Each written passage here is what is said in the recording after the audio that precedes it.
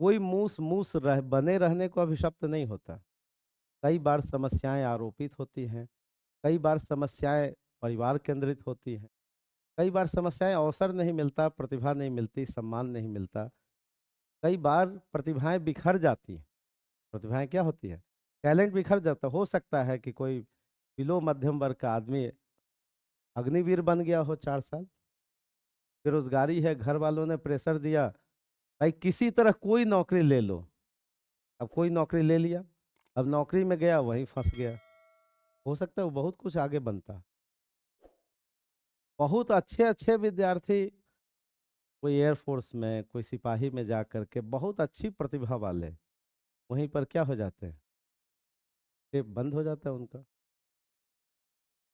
बहुत अच्छी प्रतिभा वाले कहीं बैंक में क्लर्क लग गए, अब वहीं पर क्या हो गया, एंड हो जाता है।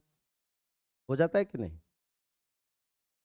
और आप जानते ही हैं कि जितनी अच्छी सेवाएं हैं उसके लिए कोई एग्जाम नहीं होता। होता है एग्जाम? एग्जाम उनका होता है जो सामान्य स्तर की, लेकिन जो सबसे अच्छी सेवाएं हैं उसके लिए कोई एग्जाम, राज्यपाल के लिए होता है कोई एग्जाम? बताइए, कोई सुना है कि ओपन कंपटीशन हुआ? उतना तो आप भी रखती नहीं, ग्रेजुएशन नहीं, जो योग्यताएं निर्धारित हैं वो तो कोई भी रखता है। होता है एग्जाम? नहीं होता है।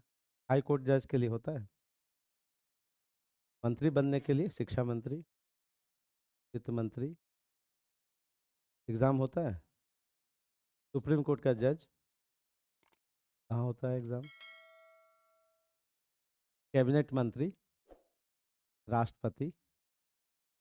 इसका मतलब है कि जो अच्छी सेवाएं उसका कोई एग्जाम, एग्जाम किसका होता है? और सबसे टफ एग्जाम किसका होता है? सबसे टफ एग्जाम जो सबसे नीचे की सेवाएं हैं, सबसे टफ एग्जाम किसका होता है? ठीक है। और सबसे कोई एग्जाम कहाँ नहीं होता है? जो टॉप लेवल की सेवाएं, जो फिक्स्ड रहती हैं, जो क्या रहती है, उनको तो हाथी घोड़ा बनना नहीं, वो तो है ही ऑलरेडी। हाथी घोड़ा किसको बनना है?